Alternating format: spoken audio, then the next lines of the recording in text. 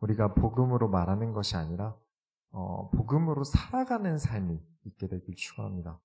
순발력 좋으시네요. 서론으로 들어갑니다. 이미 레벨이 높은 사람이 되셔야 됩니다. 레벨이 무슨 뜻이죠? 수준이죠. 이미 수준이 높은 사람이 되셔야 합니다. 그리고 가장 저랩은 할 줄 아는 건 1렙이니까 할 줄 아는 건 휘두르는 것밖에 없는데 채팅은 누구나 칠 수 있죠. 말만 하는 거예요. 역시 문제는 말뿐인 것에 사람이 잘 속는다는 거죠. 나 본캐는 100렙이야 하고 말로는 떠들 수 있잖아요. 2장 1절에 내 형제들아 영광의 주 곧 우리 주 예수 그리스도에 대한 믿음을 너희가 가졌으니 사람을 차별하여 대하지 말라. 많은 사람이 이 차별과 어떤 구별을 좀 똑같이 보는 경향이 좀 있어요. 교회에서 돈이 많고 으스대는 사람을 치켜 세우고 사람들과 비교하는 건 차별이 맞죠. 그런데 교회에 많은 헌신한 것을 칭찬할 수 있잖아요. 그건 차별이 아닌 겁니다. 이 사람의 수고에 대한 인정이 필요한 거잖아요. 왜 더 노력한 사람이 고생한 바를 알아주는 걸 차별이라고 생각하는 사람들이 있을까요? 우리 주변에 의외로 많아요. 그렇게 생각하게 되는 가장 큰 이유는 제 경험상 피해의식이라고 저는 봅니다. 그냥 저도 있어요. 누구나 있을 거예요. 나도 돈 있으면 저렇게 하지. 나도 건강하면 저렇게 하지. 이런 생각은 저도 들고 애기들도 들고 천년 전 사람도 들고 모든 인간은 다 들었을 겁니다. 그런데 이 성경은 개인주의만큼은 잘못된 것으로 말합니다. 왜냐하면 교회라는 건 아주 특별한 집단성이 있어요. 교회만 가지고 있는 특이한 집단성이 있어요. 그게 무엇이냐면 매주 주일에 우리가 함께 만난다는 거예요. 모두가 주일에 한 번에 함께 모인다는 거예요. 이 성도가, 이 사람이 내가 모르는 6일을 살았어요. 내가 모르는 6일을 살았어요. 그냥 내가 같이 사는 게 아니잖아요. 늘 같이 있는 것도 아니고. 그러니 저 성도가 저 성도에 대해서 내가 알고자 해야 된다는 거예요. 어떤 어려움이 있으면 그 어려움에 대해서 함께 공감하고 함께 어려움을 느끼고 기쁜 일이 있었다면 그 기쁨을 나누고 함께 기뻐할 줄 알아야 돼요. 그런데 이 레벨이 낮은 인간은 참 악합니다. 저는 아주 선악설이 맞다고 생각하거든요. 어려움을 들으면 속으로 기뻐하면서 저럴 줄 알았다. 또는 저 사람이 저렇게 어려운데 나는 그런 일 없어서 다행이다. 라던가 아니면 누가 기쁜 일을 겪으면 같이 기뻐하는 게 아니라 배 아프다. 또는 어떻게 됩니까?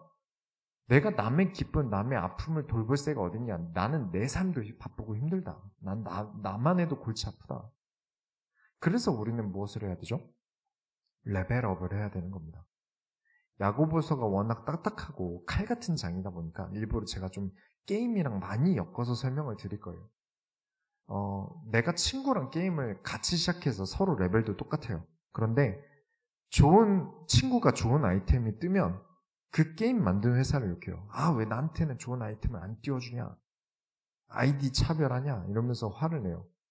그런데 만약에 내가 레벨이 100이에요. 근데 친구가 이제 게임을 막 시작했어요. 그러면 그 레벨이 낮은 걸 이해하고 장비도 맞춰주고 막 아이템도 주고 이러잖아요. 그러면서 같이 게임할 수 있게 만들어줘요. 그리고 같이 즐거워지는 거죠. 그러니까 돕는 나도 즐겁고 도움받아서 게임을 하는 저 친구도 재밌는 거죠. 그러니까 이 세상을 살아가는 것도 마찬가지인 겁니다. 내가 레벨이 높은 만큼 타인의 기쁨과 슬픔을 함께 할 수 있어요. 내가 레벨이 낮으면 내가 타인이 기뻐하든 타인이 슬퍼하든 내 할 바니요. 왜냐면 나는 나 챙기기도 바쁘거든요. 그래서 내가 레벨이 아직 낮으니까 뭐가 붙냐면 시기 질투가 붙어요. 그런데 사람이 자기가 노력해서 레벨을 올리려고 하면 힘들고 귀찮잖아요. 그래서 가장 쉬운 방법이 뭡니까? 설교 때 자주 말씀드렸는데 다른 사람을 깎아내리는 거예요. 내가 올라가기 힘드니까. 다른 사람을 깎아내려서 내가 수준 높은 사람처럼 보이고 또 쉬운 방법은 뭐 있습니까? 돈 많은 사람, 수준 높다고 여겨지는 사람 옆에 기생하는 거예요. 3절 한번 보시면 2장 3절에 너희가 아름다운 옷을 입은 자를 눈여겨보고 말하되 여기 좋은 자리에 앉으소서 하고 또 가난한 자에게 말하되 너는 거기 서 있든지 내 발등상 아래에 앉으라 하면, 이런 자세가 나오는 이유가 뭡니까? 내가 아름다운 옷을 입어본 적도 없고 가지지도 못했기 때문에 그래요. 그래서 거기 기생하고 싶은 겁니다. 그러니 여기 앉으세요도 아니고 뭐라 그러죠? 앉으소서.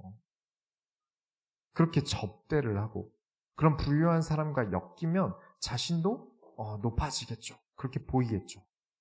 그리고 남을 깎아내려서 스스로를 높이는 방법도 있죠. 그래서 가난한 사람들, 너 저기 서 있거나 여기 바닥에 앉아라. 이 모습에서 우리는 알 수 있죠. 이 악한 사람들은, 수준 낮은 사람들은 스스로를 높일 생각이 없어요. 내가 수준이 낮은데 부자들 사이에 끼어 있다고 부자들이 부자 취급을 해줄까요? 말하는 게 저렴하고 입만 열면 욕이 섞여 나오는데 고급스럽다는 사람들이 엮여줄까요? 어울리는 사람들이 고급진 게 전부가 아닙니다. 내가 고급져야죠. 5절에 보면 내 사랑하는 형제들아 들을지어다. 하나님이 세상에서 가난한 자를 택하사 믿음에 부유하게 하시고 또 자기를 사랑하는 자들에게 약속하신 나라를 상속으로 받게 하지 아니하셨느냐. 이 구절을 보고 고민에 빠지는 분들이 있을 수 있어요. 부자는 하나님 나라를 못 받는다는 말인가? 그러면 하나님은 부자를 차별하는 하나님이 되세요. 그렇죠? 가난한 자는 천국으로 보내시고 부자는 천국으로 안 보내신다고 하면 하나님은 부자를 차별하시는 거예요. 근데 부자는 천국에 못 가는 게 맞아요. 근데 이 하나님 나라를 못 받는 부자는 따로 있어요. 이 5절은 산산수훈, 그러니까 예수님께서 마태복음 5장에서 가르치신 내용을 기반으로 합니다. 심령이 가난한 자는 복이 있나니 천국이 저희 것임이요라고 가르치셨거든요. 마음이 부자인 사람들은 하나님 나라를 갈 수 없습니다. 바늘길 들어가는 것보다 어려워요. 나는 여유가 넘쳐, 나는 부자야 하면서 살아가는 사람이 아니라 나는 오늘도 부족한 존재라서 나는 예수 그리스도가 필요합니다 라고 말하는 사람들이 천국에 갑니다. 그렇게 말할 수 있는 마음이 가난한 사람, 나에게 1000억이 있고 뭐 몇 조가 있고 뭐 51조 있다고 뭐 해도 내 마음은 여전히 나는 부족해서 예수 그리스도가 필요합니다라고 말할 수 있는 가난한 사람이어야 돼요. 그러니까 부자가 되지 말고 가난해져라 라는 뜻이 진짜 돈 없이 살아라는 뜻이 아니라 언제나 내 마음의 자세는 항상 가난한 채로, 항상 예수를 갈구하는 채로 있어야 된다는 겁니다. 당시에 이 말을 하는 이유가 마음이 부자라서 예수를 인정 못하는 유대인들이 있었어요. 이 사람들을 사두개인이라 그래요. 돈이 많으니까 예수 믿는 유대인들을 잡아서 가두고 법정에서 죄인을 만들었어요. 이 사두개인들이. 가난한 사람들은 오늘 벌어서 오늘 먹고 사는데 예수 믿는 사람 잡으러 어떻게 다닙니까? 돈이 많아서 가능한 거예요. 그 정도 여유가 되니까 유대인들을 핍박하고 다닌 거예요. 이 이야기가 6절에서 7절 내용이고요. 그래서 이 내용들을 통해서 알 수 있는 것은 수준은 돈 이야기가 아니라는 거예요. 돈 많은 사람이 수준 높은 사람입니까? 아닌 것 같아요. 제가 볼 때는 아닙니다. 제가 듣는 바들이 좀 있거든요. 의외로 대기업 관련돼서 듣는 얘기들이 바로 측근들에게 듣는 이야기들이 좀 있는데 돈이 많다고 다 수준이 높은 건 아닌 것 같아요. 아무리 명품을 둘러도 그 안에 사람이 저렴한 사람이 있어요. 겉은 평범하게 입었는데 상대해보고 이야기 나눠보면 그 안에 굉장히 수준 높은 사람들도 있어요. 그래서 겉모습만으로 모든 수준을 판단할 수 없다는 거죠. 그래서 여러분 오늘 말씀을 통해서 행하는 것, 움직이는 것, 행동하는 것이 얼마나 수준 높고 고귀하고 멋진 일인지 알게 되시기 바랍니다. 그리고 인간에 대해서 가장 잘 알고 계신 분이 누구시죠?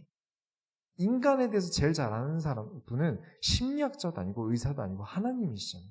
왜냐? 만드신 분이시니까. 그분께서 인간을 뭐라고 하시냐? 배우고 움직이는 존재로 만드셨어요. 그것을 오늘 알게 되시기 바랍니다. 본론으로 들어갑니다. 나는 행함으로 내 믿음을 내게 보이리라. 우리가 옛날에 불렀던 찬양 있잖아요. 하나님이 가르쳐 준 한 가지, 내 이웃을 내 몸과 같이. 이게 율법이에요. 그렇죠? 율법으로 주신 거예요. 2장 10절부터 11절에 누구든지 온 율법을 지키다가 그 하나를 범하면 모두 범한 자가 되나니 간음하지 말라 하시니가 또한 살인하지 말라 하셨음즉 내가 비록 간음하지 아니하여도 살인하면 율법을 범한 자가 되느니라. 자, 그러면 어쨌든 율법을 아무리 잘 지켜도 어차피 죄인 됩니다. 하나 이상은 우리가 못 지키겠죠. 그렇죠? 그러면 율법을 아무리 잘 지켜도 우리는 어차피 죄인이네요.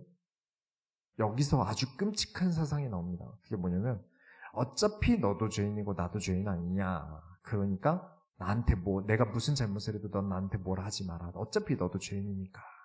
이러면서 이제 들보 얘기하고, 그렇죠?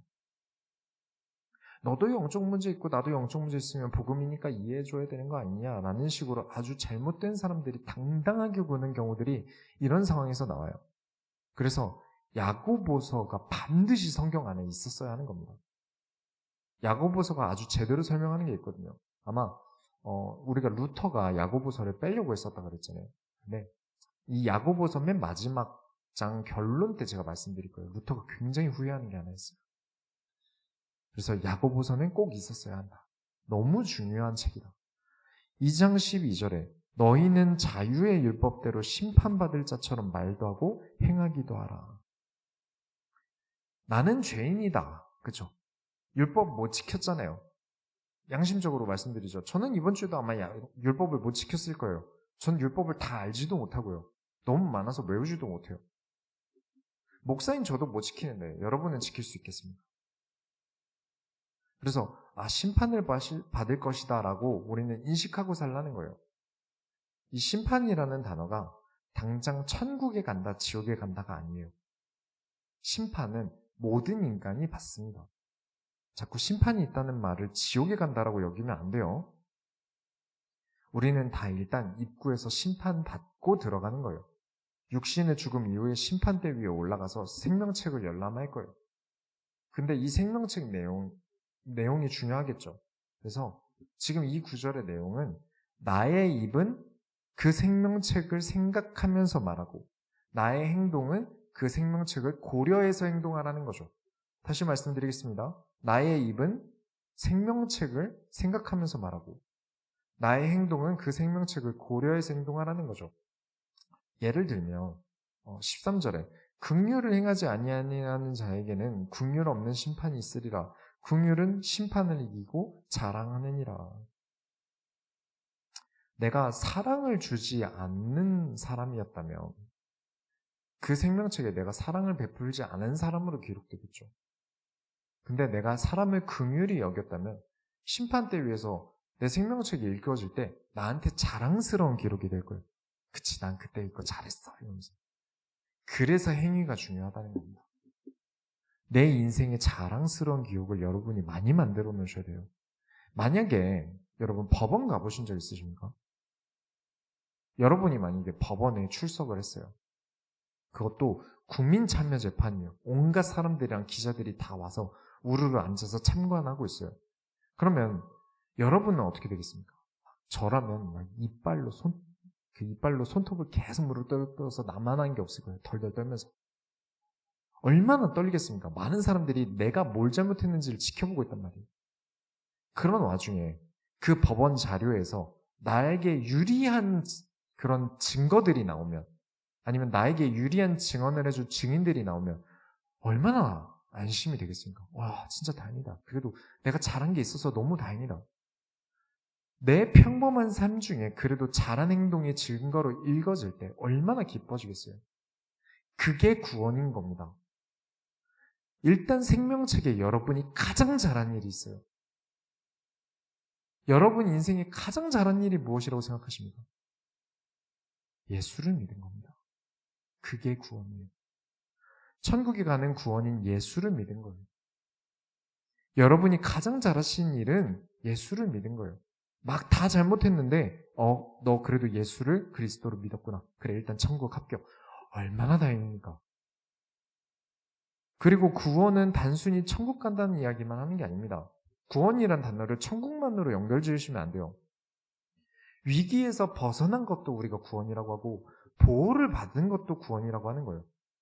내가 지금 온 국민 앞에서 대망신을 당할 위기에서 내가 엄청 대단한 것까지는 아니더라도 하나님 앞에 좋은 행위를 한 게 있다면 분명 이 위기에서는 얼마나 구원이 되겠습니까? 그래도 넌 이런 일 잘했네 하고 넘어가면 돼요. 2장 14절부터 14절 보면 내 형제라 만일 사람이 믿음이 있노라고 행함이 없으면 무슨 유익이 있으리요? 그 믿음이 능히 자기를 구원하겠느냐? 17절에 이와 같이 행함이 없는 믿음은 그 자체가 죽은 것이라. 이만큼 행동하는 게 중요하다는 겁니다. 분명히 나한테 보상이 있어요. 영혼은 천국에 간다고 하더라도 이 땅에서 내가 아무 행위가 없었다면 하나님께서 내 삶을 이 땅에서 건져주실 이유가 뭡니까? 내가 이 땅에서 잘한 게 하나도 없는데, 이 땅에서 하나님께 아무것도 선한 일을 한 게 없는데, 하나님께서 내 삶의 어려움을 건져주실 이유가 뭐겠냐고요.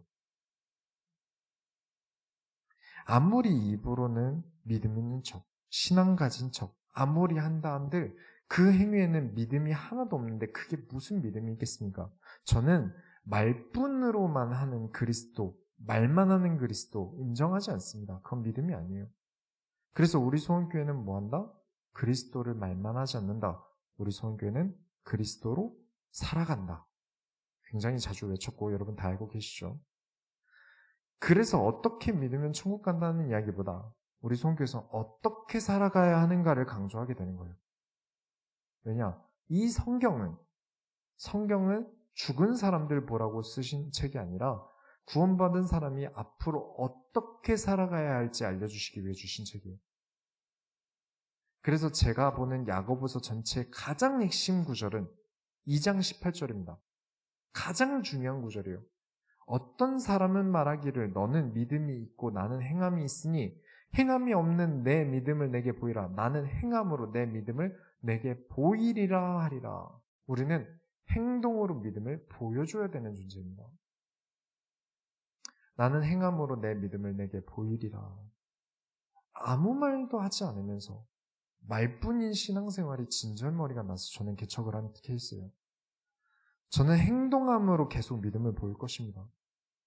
부족하지만 이 안 되는 몸을 가지고 바둥바둥 하나님 앞에서 열심히 할 거예요. 그게 기록될 거니까요.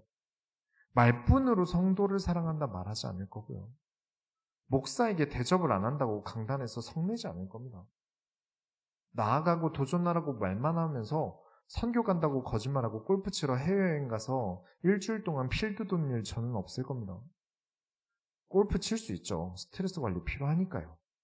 근데 골프든 게임이든 잠시 스트레스를 흘려보낼 무언가는 있어야 돼요. 그러나 나의 즐거움을 위해 교회를 이용하지 말아야죠. 2장 21절에 우리 조상 아브라함이 그 아들 이삭을 제단에 바칠 때 행함으로 의롭다 하심을 받은 것이 아니냐. 아브라함이 그래 하나님께서 아들을 바치라니까 아들을 바쳐야지 하고 마음 먹었을 때 의롭다 하심을 받았습니까? 아니죠. 실제로 아들 눕혀놓고 칼로 찌르기 직전에 잡았어요. 진짜로 행동으로 옮기고 있을 때 다급하게 정지시키고 의롭다 하심을 입었습니다. 행동하지 않으면 안 됩니다. 많은 사람들이 믿음과 행동을 따로 분류하는 이유가 사실 우리는 이 몸과 마음이 잘 같이 안 움직여요. 저 몸이 내 맘 같이 움직이면 얼마나 좋겠습니까? 마음은 원하는데 육신이 약해요. 머릿속으로 그리는 대로만 움직여지면 얼마나 좋겠습니까? 지지난주에 이제 주짓수 대회 준비한다고 못한 게 되게 많았어요. 오늘 음향이 그래도 좀 좋지 않습니까? 진작 해야 되는데 교회 음향 설교는 한 번 실수하면 큰일 날 수가 있어서 좀 집중력이 많이 필요해서 조금 미루게 됐었어요. 그리고 집안일도 이제 해야 되고 해서 이번 주에 하는데 지난주에 혹사한 게 좀 있어서 그런지 계속 제가 잠을 자더라고요. 이게 눈만 감으면 자더라고요. 몸이 안 일어나져요. 물론 약 때문인 것도 있긴 해요. 약간의 부상도 있었으니까. 참 마음만큼 몸이 안 따라준다는 주였어요. 진짜 마음만큼 몸이 안 따라준다. 그런데 몸이 피곤하고 훈련 때문에 근육통도 많고 아픈데도 저는 대회 때문에 꾸역꾸역 운동을 했단 말이죠. 일찍 일어나고. 내 몸의 약함을 이겨낼 마음의 의지가 강했던 거죠. 내가 바라는 게 강했던 거죠. 믿음은 그만큼 크지 않으면 행동할 수 없는 겁니다. 내 행동보다 내 마음의 믿음이 더 커야만 움직일 수 있어요. 내가 하고자 하는 그 행동보다 나의 마음의 믿음이 더 커야만 의지대로 행동할 수 있어요.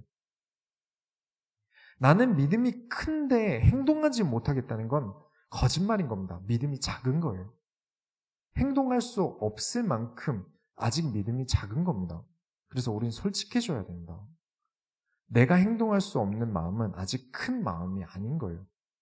이 야고보서를 더 알아듣기 쉽게 말씀드리자면 한 가지 결혼을 가지고 예를 들게요.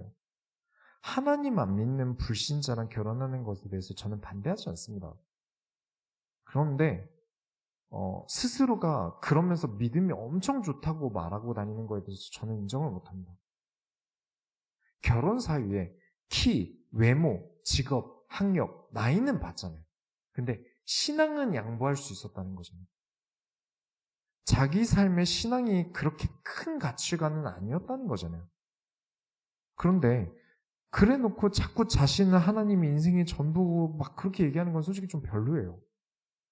내가 아직 결혼까지 하나님께 드리기 믿음이 부족하다라고 솔직하게 말하면 저는 너무 좋거든요. 하나님께서 일부러 그런 분들이 있어요. 믿음이 아직 부족할 때 믿지 않는 남자나 믿지 않는 여자를 만나서 그 가정에 하나님의 계획을 크게 이루시는 것들을 봤거든요. 그래서 전 솔직한 게 훨씬 좋아요. 그런데 자꾸 말로 커버를 치려고 하는 거예요. 전도를 위해서다. 하나님을 위해서 한 결혼이다라면서 합류하는 걸 저는 믿음으로 인정할 수 없습니다. 그건 행동 없는 말뿐인 거잖아요. 신앙보다는 키가 더 중요하고 신앙보다는 학력이 더 중요한 걸 행동으로 증명하고 자꾸 말로는 아니라고 하니까 저는 별로인 거예요. 근데 모를 때, 신앙에 대해서 아직 잘 모를 때, 혹은 부모님이 억지로 시킨 결혼 때문에 과거에는 굉장히 고생하신 분들이 계세요. 자기는 신앙을 지키고 싶은데 시아버지가 교회 갔다 왔다는 이유로 온몸이 멍이 들게 때리시고 막 그런 시대를 사신 분들이 계시거든요. 저는 정말 존경합니다. 그 연약한 여자의 몸으로 자신이 얼마나 하나님을 사랑하는지 행동으로 증명하신 분들이에요. 그 육신은 약한데 그 마음이 얼마나 하나님 앞에 믿음으로 강한지를 보여주신 거예요. 그렇게 행동했으니까요. 그런 분들과 어떻게든 말로 비벼보려고 말을 청산유수로 하려고 하니까 야고보가 야고보서를 써서 자꾸 뭐라고 하는 겁니다. 너는 행동도 못하는데 뭘 자꾸 믿음이 크냐고 그렇게 말하는 거죠. 결론을 내리겠습니다. 행함이 없는 믿음은 죽은 것이니라. 완성된 게 아니라는 거예요.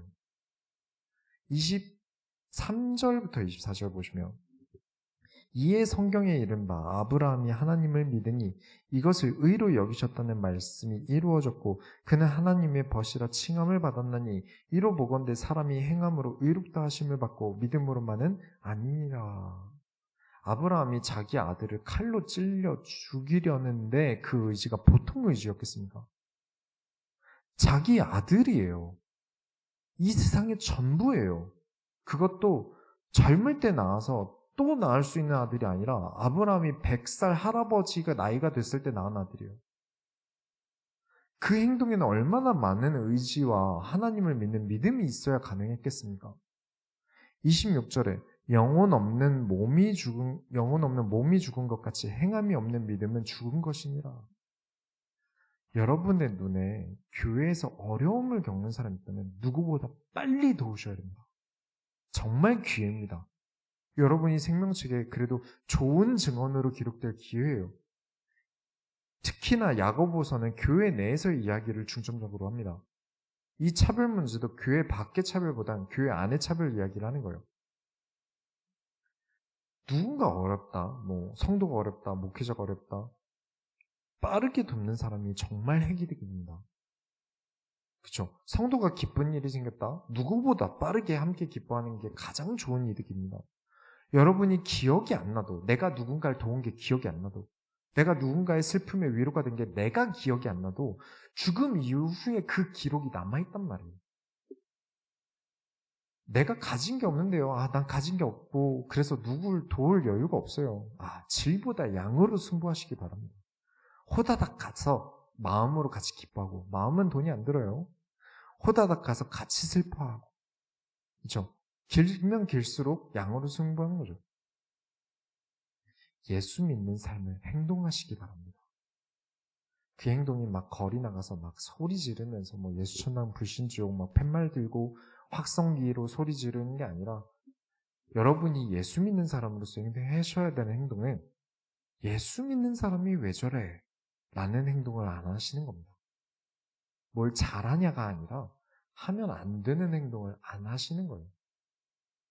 타인에 대해 돕고 자기 일에 최선을 다하고 그러면서 하나님과 세상을 타협하지 않으면서 늘 사람 좋다는 말을 듣는 사람이죠.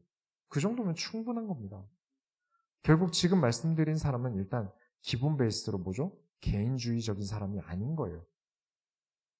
개인주의인 사람이 어떻게 사람 좋다는 말을 듣겠습니까? 우리가 야고보서 1장에서 보았죠. 돈 있다고 자랑질 안 하고 가난하다고 주눅들지 않고 당당한 모습을 보이고 잘 모르는데 아는 척하지 말고, 너무 당연한 거잖아요. 아주 당연한 거예요. 우리는 당연한 것을 하는 게 믿음 있는 사람이지 자꾸 이상한 행동하고 당연하지 않는 행동을 하는 게 믿음 있는 사람이 아닌 겁니다. 당연한 행동을 하세요. 의무라고 생각하고 하세요.